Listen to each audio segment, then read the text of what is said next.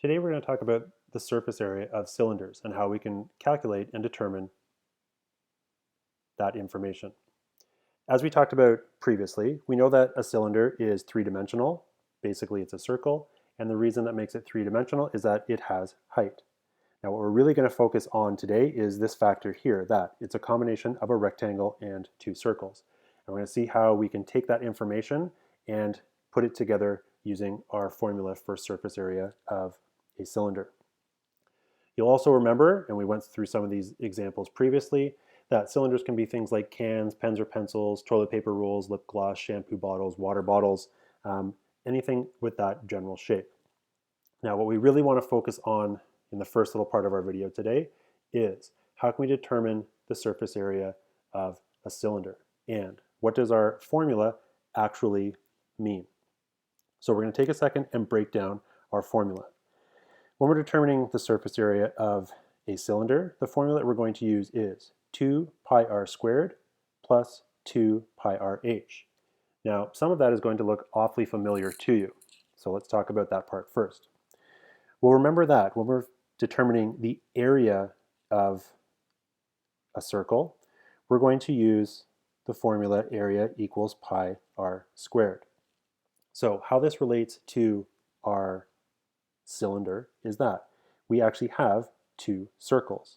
So to calculate the area, or how much space is taken up in 2 dimensions of this little piece, we can use pi r squared.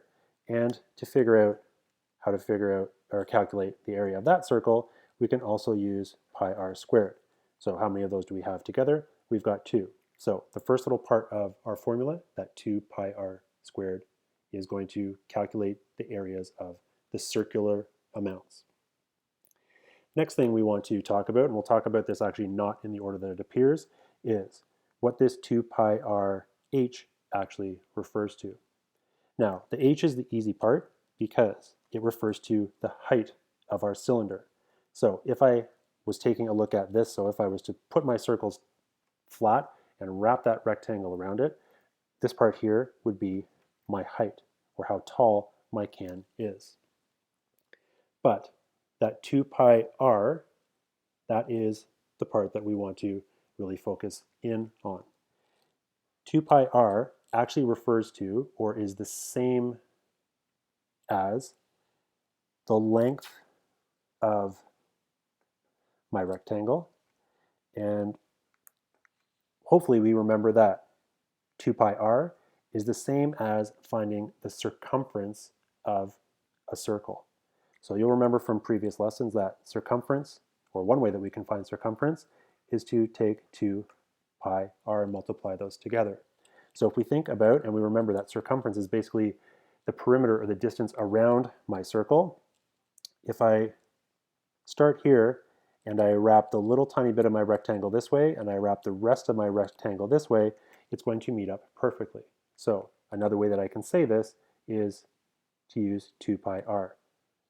This is just making sure that we're using our same variables that we've already have to help us find the measurements of our shape. All right, now you might be looking at our first example and thinking to yourself, well, that looks awfully familiar, and don't worry, that's not a typo, that is actually on purpose. The reason we've chosen to do this is so that you can compare and see how the same variables or the exact same measurements you can use in different formulas. So you'll remember from our previous video that in this particular case, for example 1, we have a cylinder with a diameter of 6.8. So we can draw that in there, that diameter is 6.8 centimeters. You'll also remember from our previous video that this particular cylinder has a height of 12.2, and we identified that previously as 12.2 centimeters. Now, hopefully you also remember that one of the things that we need to find out, or the things that we need to do before we can solve for surface area, is we actually had to take that diameter and find and turn it into a radius. And you'll remember that radius equals diameter divided by 2, so 6.8 divided by 2. So the radius of this particular cylinder is going to be 3.4 centimeters. So now that we have that information, we can take our formula for surface area of a cylinder, which is surface area equals 2 pi r squared plus 2 pi r h.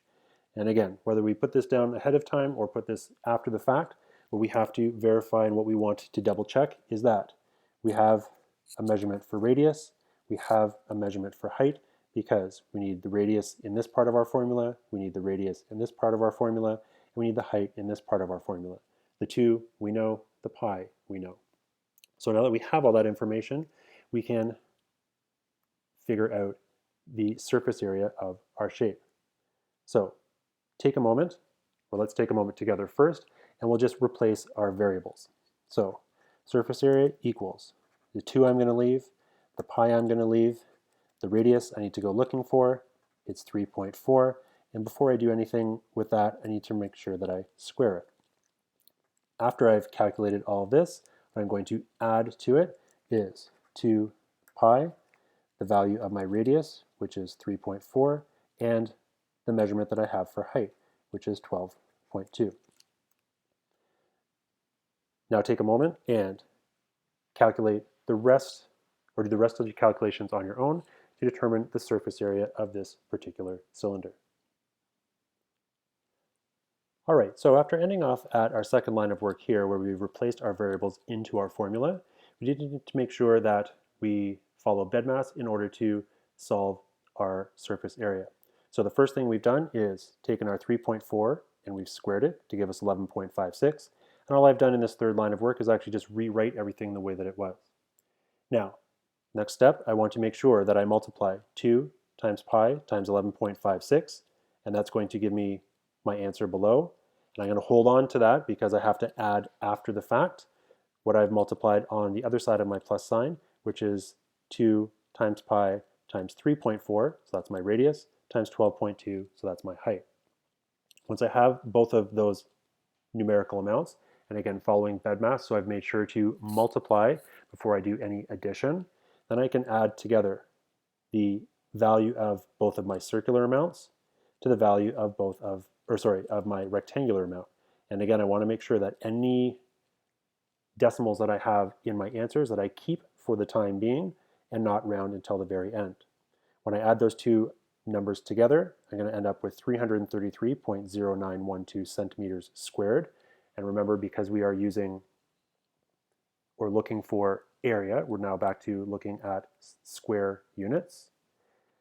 And when I round that, I'm going to end up with 333.1 centimeters squared as my final answer. Now take a second and try example 2 on your own.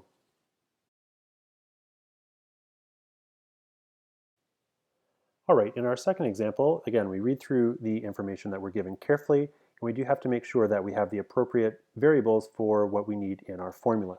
So height, no problem, that's given to us, pretty straightforward. But again, we'll remember from our previous examples that if we are given the diameter, we do need to make sure that we find the radius, because to calculate the surface area of a cylinder, we do require r, or the radius.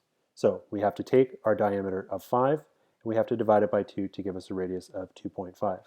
So once I have both of those, I can do some replacing in my second line of work. In my third line of work, what I've made sure to take care of is to square my radius from the first part of my formula, or that r squared. Once I have all that taken care of, I can multiply 2 and pi and 6.25 to give me my 39.25. That is going to represent the area of the 2 circles that I have in my shape. And then I can multiply 2 and pi, the 2.5 radius, and the 7 height to give me 109.9, which represents the rectangular part, or the rectangular piece of my cylinder. Adding those together, I'm going to end up with 149.15 centimeters squared. But again, because I'm working in centimeters, I do need to make sure that I round to 1 decimal place. So my final answer is going to be 149.2 centimeters squared. Now take a couple minutes and try the examples on the last page all by yourself.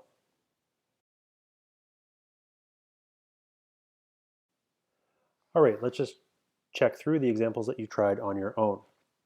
In our first example, again, we are already given the radius, so we don't have to do any extra calculations, and we're given the height All we have to do is write our formula, replace our variables, make sure that we square our radius in the first part of our question first, do a whole bunch of multiplying to get what we have on either side of our plus sign. So we're adding together, again, the value of the circular parts and the value of the rectangular part. And at the end of our question, if we have to do any rounding, we're going to make sure that we round to the appropriate decimal place, which in this particular case, because we are working in centimeters squared, we need to make sure that we round to 1 decimal place. In our second example, here we are given the diameter. So again, we have to make sure that we find the radius first, because that is what we need in order to make our formula work. So I've cut that diameter in half to 1.5 meters. I do have to keep track of the fact that after I square that 1.5 meters in the first part of my formula, that I have to keep any and all decimal places until the very, very end. And after I've worked through each of my steps, replacing, squaring, multiplying, and then adding together, I'm going to end up with a total surface area of 127.17 meters squared. Now, because I'm working in meters, I have to think, normally I would round to 3 decimal places, but because I only am given the 2 or calculate for the 2, I can just leave that the way that it is. Final example. This is a good example of making sure that we keep all of our decimal places until the very end. Again, I've had to make sure that I cut my diameter in half to figure out the radius, and I do have to make sure that I keep that radius with as many decimal places as it may have. In this particular case, 2 decimal places, because that is actual measurement from side to side of my circle. I'm going to write my formula out, replace my variables, make sure to square the radius in the first part of my question first, and again, whatever decimals I may happen to get, I do need to make sure that I leave those there. Then I'm going to multiply what is on both sides of my addition sign, and again, whatever decimals I get, I do have to make sure that I leave those on my page and in my calculator. I'm going to add those together, and then at the very end, I'm going to round if and where appropriate. In this particular case, I'm working with centimeters squared, so I'm going to round back to the 1 decimal place that represents the number of millimeters that I have in my centimeter. And that is our final answer for example number 3 of 272.4 centimeters squared.